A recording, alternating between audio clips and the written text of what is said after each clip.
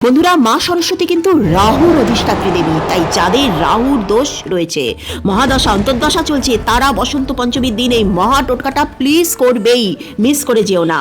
কি করবে? 4টে নীল রঙের চৌকো আকারের কাপড় নেবে। চৌকো কেন? স্কোয়ারই নিতে হবে। কেন? মঙ্গলের প্রতীক, আর মঙ্গল দিয়েই আমরা রাহুর প্রতিকার করব। এক মুঠো জব নিয়ে নেবে। এবার প্রত্যেকটা নীল কাপড়ের মধ্যে 100 গ্রাম করে জব রেখে 4টে নীল রঙের পুটুলি তৈরি করো। নীল রং হচ্ছে রাহুর রং। একসাথে কিছুটা চানার ডাল এবং 4টে নীল ফুল, যেমন অপরাজিতা ফুল নিতে পারো, এই সব কটা জিনিস নিয়ে মা সরস্বতীর চরণে রাখো। এবার ওম এম সরস্বতী নমঃ এই মন্ত্র বলে তোমার যে কষ্ট বা বাধা চলছে, যেমন ধরো সন্তান মোবাইলে অ্যাডিক্টেড, কিছুতেই ছাড়াতে পারছো না, পড়াশোনা করছে না, স্বামী নেশাগ্রস্ত রয়েছে, বারবার জীবনে ধাক্কা খাচ্ছ, যে কোনো রকমের দুর্দশা হলে যা তুমি চাইছো এই দিন মায়ের কাছে সেটা বলো। বন্ধুরা, যদি তোমার রাহুর দশা চলে থাকে বা রাহু পীড়িত হয়ে রয়েছে জন্মকুণ্ডলিতে, তাহলে তুমি চাইলে তোমার জন্ম তারিখটা আমাকে কমেন্ট করতে পারো।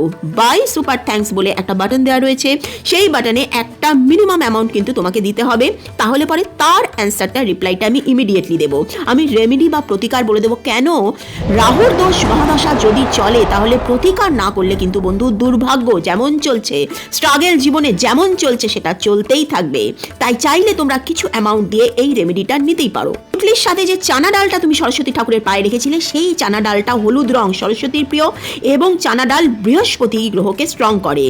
ওই চানা ডালটা তোমরা ওই দিন কোনো গরিবকে, যেমন যারা ময়লা তুলতে আসে, তাকে যদি দিয়ে দিতে পারো বেস্ট হবে। এবং দেওয়ার সময় মনে মনে ওং রাং রাহবে নমো এই মন্ত্র তোমরা 3 বার বলবে। এতে তোমাদের রাহুর দোষের প্রতিকার হবে। এবং ওই চানা ডালটা কিন্তু নিজে কিছুতেই খাবে না। করে দেখো, বসন্ত পঞ্চমীর দিন এই টোটকা যাদের রাহুতে গ্রহ অন্তর্দশা চলছে, তাদের জীবনে মিরাকেল নিয়ে আসবে। 100% রাহুর দোষ নাশ হবে। রাহুর দোষ বা অন্য কোনো রেমেডি চাইলে তুমি তোমার রাশিটা আমাকে চটপট কমেন্ট সেকশনে মেনশন করো।